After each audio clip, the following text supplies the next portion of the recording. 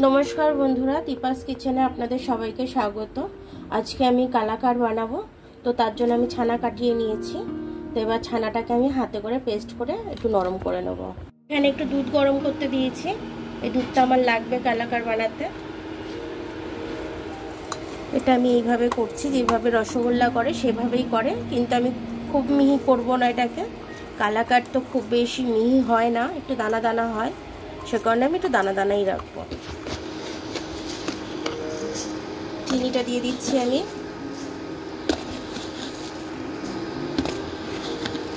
পাঁচ চামচের মতো চিনি দিয়ে দিলাম। এবার এটাকে আমি একটু ভালো করে মিশিয়ে নিচ্ছি। এটা এর থেকে আর বেশি ম্যাশ করবো না, আমি এরকমই দানা দানা রাখবো। কালাকার এরকমই দানা দানা থাকে। এবার আমি এটার মধ্যে দিয়ে দিচ্ছি।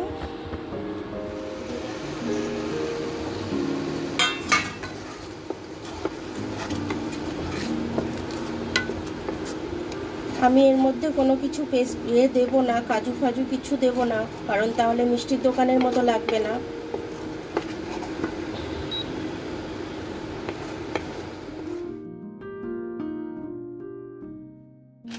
গুঁড়ো দুধ একটু 2-3 চামচের মতো দিয়ে দিলাম, আর এর বেশি দেব না। এবার আমি এটাকে মিশিয়ে নেব। এখন এটা একটু গ্যাসটা বন্ধ করে দিয়েছি। এবার আমি জ্বালিয়ে নেব।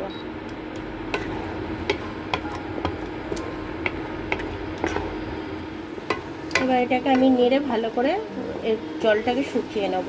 চিনির যে রসটা আছে রসটাকে শুকিয়ে নেব।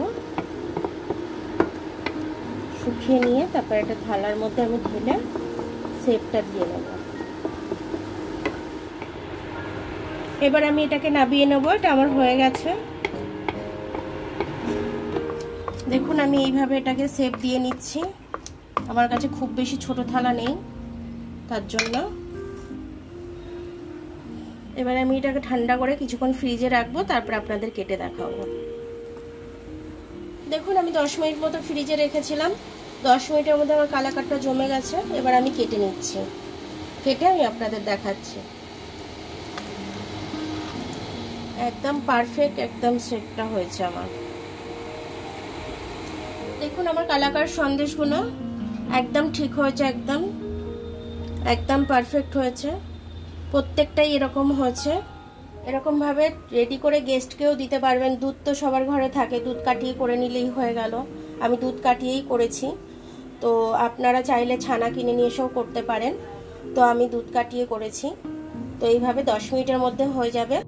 আমার ভিডিওটা দেখার জন্য অনেক অনেক ধন্যবাদ। আমার ভিডিওটা যদি পছন্দ হয় তাহলে লাইক, সাবস্ক্রাইব, বেল আইকনটা একটু টিপে দেবেন।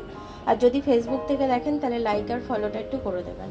আবার কাল দেখা হবে নতুন রেসিপির সাথে। ততক্ষণ আপনারা ভালো থাকবেন। আমি আসছি।